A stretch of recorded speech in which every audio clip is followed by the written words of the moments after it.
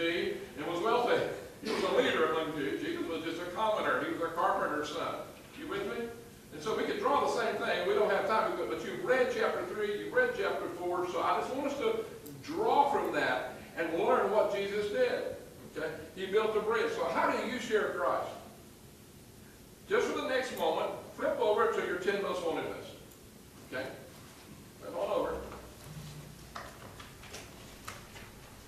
How many folks on your 10 most, do you have someone on your list there that you say, I know I need to build a bridge. They probably don't know the Lord, but I've never really shared my faith with them. And I need to learn how to get into a conversation so I can do that. And I want to learn how to build a bridge. Look at it. How many of you have at least one on your list that's in that category? And most of you have at least one on there that says, I know them, but I really don't know where they are spiritually. Okay? This is how you do it. And it's natural. Jesus didn't immediately started quoting scripture or whip out his Bible or, in his case, a scroll, a pocket scroll, or whatever. He didn't have a more spiritual laws. He just started talking to her about the obvious, taking people where they are. Okay? Let me give you an example, and I'm going to share an example here in a minute. But you start talking about where they are. What do you have in common? Jesus had in common. He was thirsty, needed water. She was coming to get water. That's obvious. Start with the obvious. And I want you to begin to think about it. You start with the obvious and the non-threatening. I flew on the plane with a guy the other day. And he was an IT guy. He was from Nicaragua, and he was flying as a consultant for a large company. And then from that, he was going to go on and lead a conference, whatever. Maybe he was at a great conference. But I started talking about the obvious. What are some of the things? Let's talk about some of these planks you can put down in the bridge. In every bridge you can talk about a man's family. In fact, the first plank, I'd say talk about his work. Talk about his work. Plank number 1. Have you noticed that to be true in men, gender, relationships? Hey, I'm so-and-so, yeah. And I'm sitting up on the plane with this guy. Hey, we're sitting there talking. Yeah, he said, man, I'll tell you what, this plane, I don't think we're going to be on time, running late. And we're going to be, I'm like, man, I got to get to that meeting. I said, really? What kind of meeting? He said, he said, my company got me. I said, oh, really? First question, 30 seconds. What line of work are you in? That's man talk. In our culture, we measure men by what they do. That's how we're wired. What line of work are you in? What do you do for a living? There's been a couple of you this morning. Tell me your line of work. Well, I was a stockbroker, but I'm working for that was the first 30 seconds. You talk about the obvious. Where are you headed? I shared yesterday with a young man. He was coming out of Alabama, and he was flying around. I said, where are you headed? The obvious. Well, I'm headed to Dallas to meet my fiance. Oh, really? Tell me about her. What am I doing? I'm just putting down planks, man, as hard as I can put them down. And it doesn't take long to build those planks. If you're sitting by an older person, you start talking about their family, they'll whip out a picture of this long of all the grandkids. Talk about what they want to talk about. How many of you can just make small talk? You do it every day around the water cooler, over lunch. Just do it. But be intentional. Know where you're headed. You're headed this way. Now, they don't know it, but you want to get them over here where they trust Christ. But you start putting planks down. Talk about their work, their family, their hobbies. The guy I talked to yesterday, he said, yeah, when I get there, I said, what are you going to do? He said, well, my fiance and I we run marathons together. Oh, so he said, yeah, we're going to be probably running around. She lives up in North Dallas in the Highland area. And he said, we may be doing some jogging around White Rock Lake and some other areas. We're going to be jogging. He said, do you know of any good jogging trails? So we talked about jogging.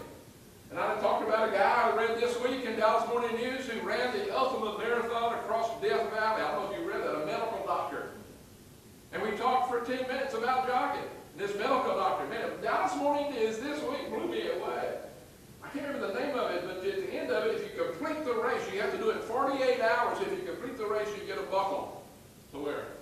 The doctor read it last year and do it in 48 hours, but he did it. Did you read it? In 46 hours. You know what he did for training? He ran the stair step, he ran so many miles, but then they said, how did you train for that? Across Death Valley, temperatures up to 120 degrees. How did you train for that? And this doctor said, you know, he said, I did all my workout, then I went and sat in a sauna of 180 degrees. He said, I sat in it and made myself sit in a 180-degree sauna to get my body ready to process all the fluids I was going to have to need to run that marathon. Dallas Morning News last Monday, go back and read it, it'll blow you away. In that 48-hour marathon, he did it in 46 minutes, got his buckle, he was proud of it. They asked me to do it again, he said, probably not. He said, I did it until I broke it, and I got my buckle, that's all I wanted.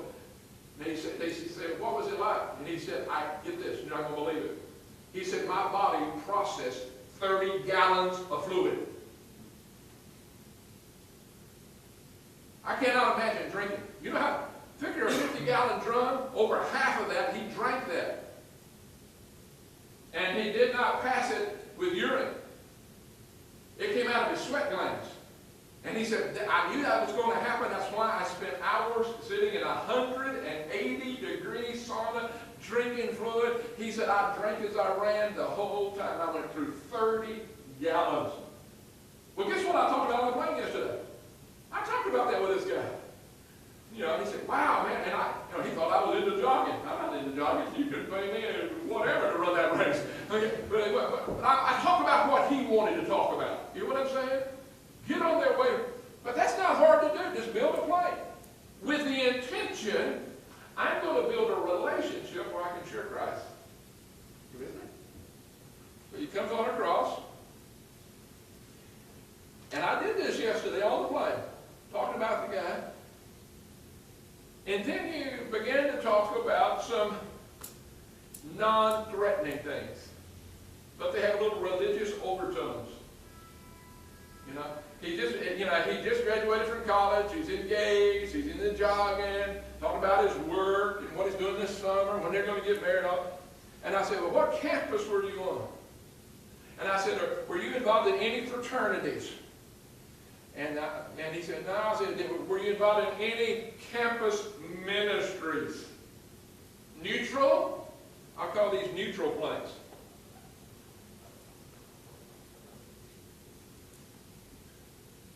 And you can talk depending on the age of the person and what they're into. Okay? For instance, if they're an older adult, I'll tell you some neutral stuff. I mean, I was in North Carolina this week. And I talked to an older senior adult. I talked about, guess who I talked about? Talked about Billy Graham. I did. I said, oh man, have you ever been? Yeah, I've been up there. Do you know that Billy Graham and his whole team, they all live up there together. They all have pieces of land next to each other. Jordan Beverly Shea, Cliff Barron, they all live up that area. And we talked about Billy Graham. Okay? That's neutral. You talk to anybody in the world about Billy Graham, religious overtones, but he's safe. You with me? Okay? If you're talking to someone that's older, okay? If I find someone who's on campus, or for instance over here, I found out they're in athletics, you know, I'll find, you know, if they're a college person, I'll say, hey, are you involved in the FCA, Fellowship for Christian Athletes? That's non-threatening, okay? If I'm talking to someone who's a little older, they'll talk about football, whatever, and I'll talk about Reggie White, who died, Minister of Defense. He was a personal friend. He and I used to do retreats together when I was in Tennessee, and I'll talk about Reggie White. Okay? And I will use non-threatening, but semi-religious, you know, or there's something in the newspaper, hey, what do you think about the Pope? You know, it's going to be coming to talk about the Pope. Or talk about some religious, or Mother Teresa. None of those are threatening, but they're neutral, but they have religious overtones. And then after I do that, I come across here, you know, where are you from? You talked about their hometown over here, and where they grew up, what their dad did. That's all that small talk stuff. And I said, well, you know, when you were growing up, you know, back in Morgantown, Alabama, what church did you go to? This guy yesterday said, well, I grew up, he said, I was